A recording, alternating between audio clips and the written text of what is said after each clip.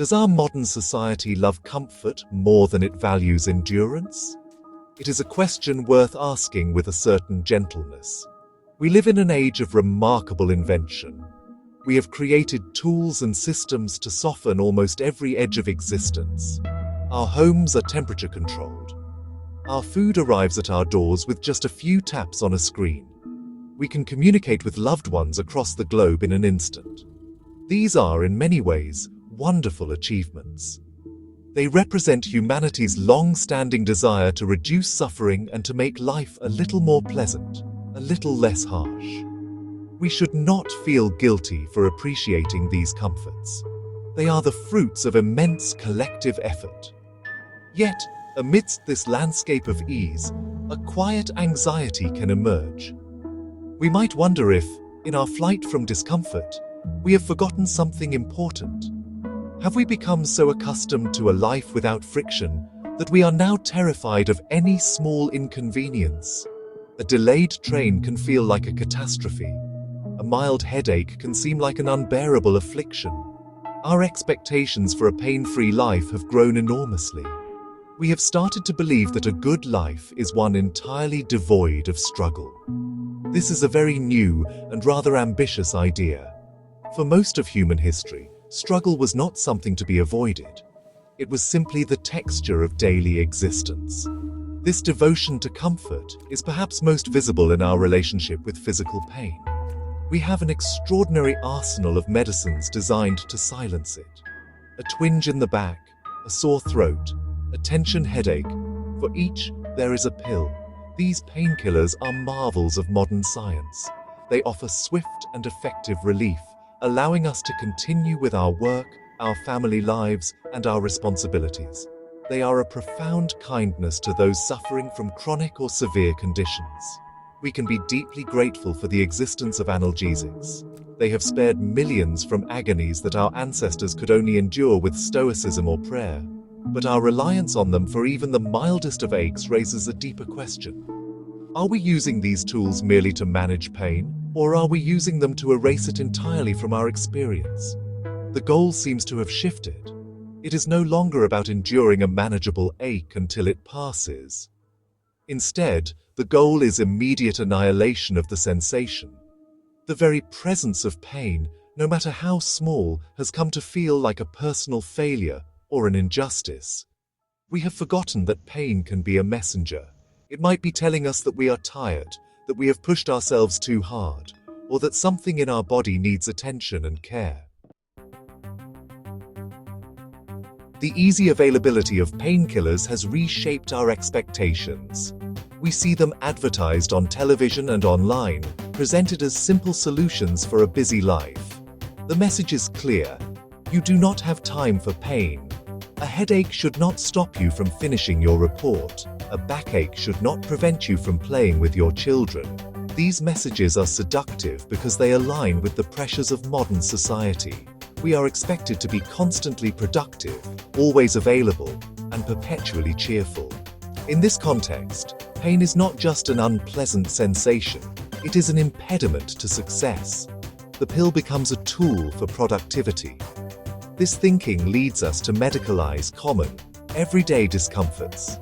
A feeling of tiredness after a long week is not seen as a natural signal to rest. Instead, it might be interpreted as a symptom that needs a remedy. A slight feeling of sadness is not seen as a normal part of the human emotional spectrum. It is viewed as a problem to be fixed. We reach for a pill because it promises a quick return to a state of flawless functioning. It allows us to bypass the more difficult, time-consuming work of listening to our bodies and minds. It is easier to swallow a tablet than to ask ourselves why we are in pain in the first place. Why do we do this? Why do we so readily choose to avoid pain rather than learn from it? Perhaps it is because we have not been taught how to suffer well. Our culture provides us with very few scripts for enduring hardship with grace.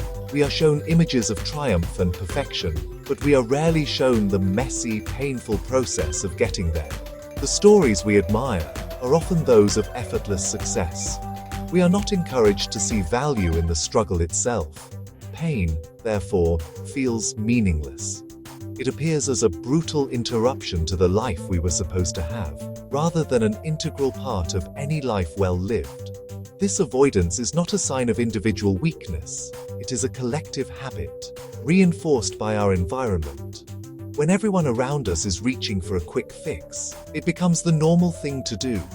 The person who chooses to endure a headache without medication might be seen as strange or even stubborn. We have created a culture where the refusal of comfort can be interpreted as a peculiar form of self-punishment.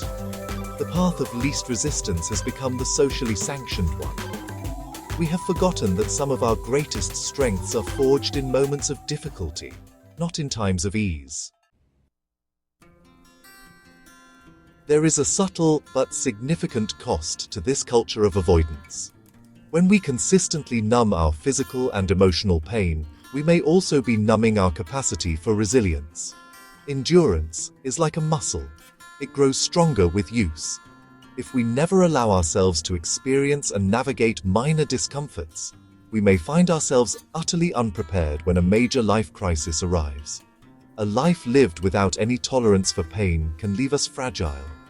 When we inevitably encounter suffering that cannot be wished away with a pill, such as grief, heartbreak, or professional failure, we may lack the emotional tools to cope.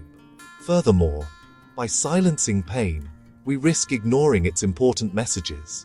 Physical pain is often a crucial signal from our body. It might be alerting us to a poor posture, a repetitive strain, or the onset of an illness that requires medical attention. To simply mask the symptom without investigating the cause is like turning off a fire alarm while the building continues to burn. Similarly, emotional pain, sadness, anxiety, or frustration can be an important guide. It can tell us that a relationship is not working, that our job is unfulfilling, or that we are living in a way that is out of alignment with our values. It is a call to reflection and change. This modern attitude stands in stark contrast to how many past societies viewed suffering. In many older philosophical and religious traditions, hardship was not seen as an enemy. It was viewed as a teacher. It was understood that wisdom, compassion, and strength were often the byproducts of difficult experiences. Pain was accepted as an unavoidable and even necessary part of the human condition. People were taught to endure it, to find meaning in it, and to grow from it. This is not to romanticize the past or to wish for a return to a time of greater suffering. It is simply to recognize that our ancestors may have possessed a psychological strength that we are in danger of losing. Our modern world, for all its technological brilliance, can sometimes foster a kind of emotional immaturity.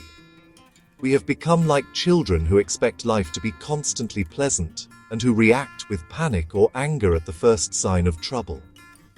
We have forgotten that accepting our limitations is a hallmark of adulthood. We cannot always be strong, happy, and productive. We are finite, vulnerable beings. To deny this truth is to live in a state of constant tension, forever struggling against the fundamental nature of our existence.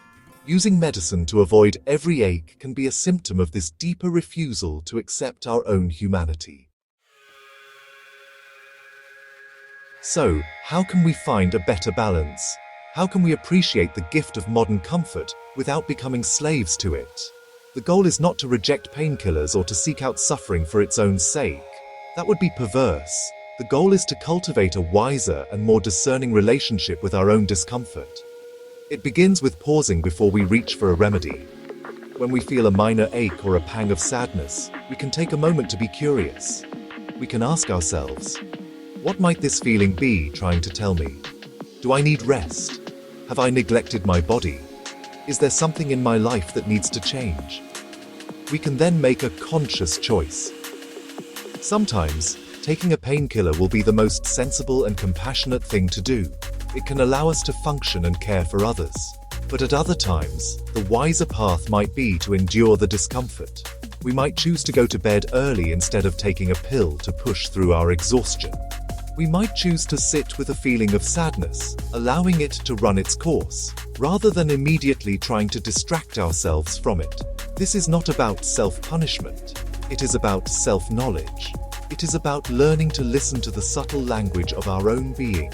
This approach requires us to redefine what we consider a good day. A good day does not have to be one that is free from all pain and difficulty. A good day can be one in which we responded to our suffering with wisdom and self-compassion. A good day can be one in which we learned something valuable from a challenging experience. By shifting our metrics of success, we can reduce the pressure to feel perfect all the time. We can make space for the full spectrum of human experience, including the moments of struggle that ultimately make us who we are. In the end, our relationship with pain reflects our relationship with life itself. To run from every discomfort is to live a smaller, more fearful life. To learn to face hardship with courage and curiosity is to open ourselves up to growth, wisdom, and a deeper appreciation for the moments of genuine joy. The challenge is not to choose between comfort and endurance, but to learn how to weave them together. We can be grateful for the softness of a comfortable bed, while also cultivating the strength to walk a stony path. Perhaps the most profound comfort comes not from a life without pain, but from knowing that we have the strength to endure it when it comes.